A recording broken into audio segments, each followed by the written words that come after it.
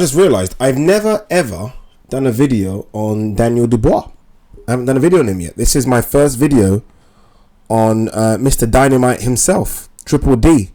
I can't lie to you, I hate that nickname. I absolutely hate that nickname, Triple D. And look, I understand it, Daniel Dynamite Dubois, but I'm just not a fan. It's almost like someone kind of said, wait a minute, we need a nickname. Triple D, yeah. No, we have Triple G and I'm okay with that, and that's enough. Talk about not thinking outside the box, people. Nicknames used to be a great thing in boxing.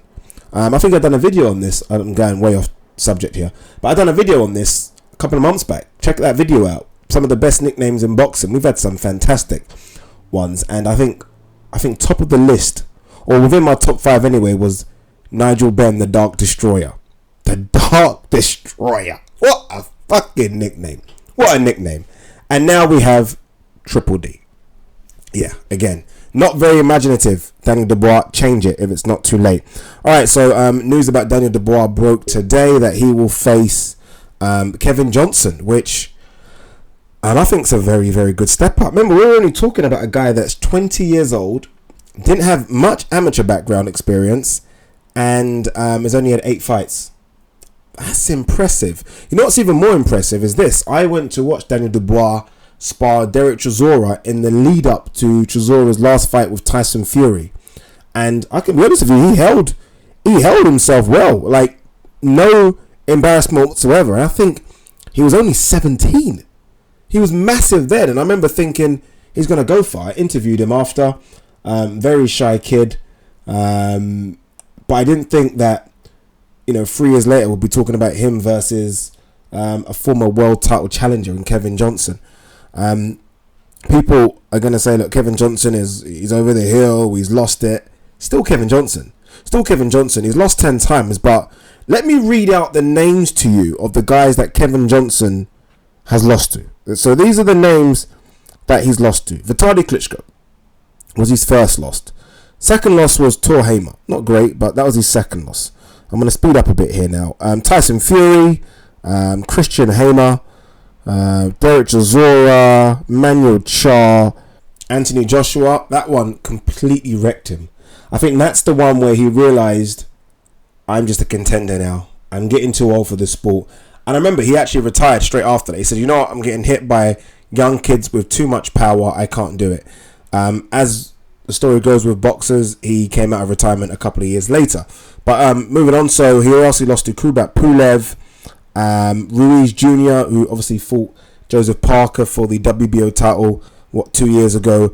And the only one I think is a bit of a question mark is the loss to Petar Milas. What I'm trying to get at here is that he hasn't lost to bums. You're not talking about a guy that's been beaten by unknown scrubs.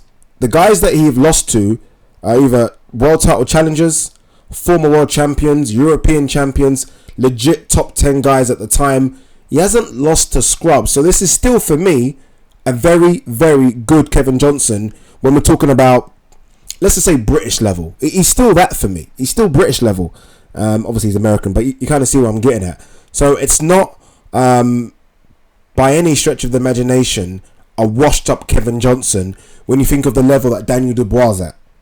Make sense? Fingers crossed it does. It's an interesting route as well that Frank's taking Daniel Dubois. Normally you'd think this is a guy that won his English title, maybe 2 or 3 defenses of that. Then you look at who's got the British title. Can you win that? Go for that. Then Commonwealth.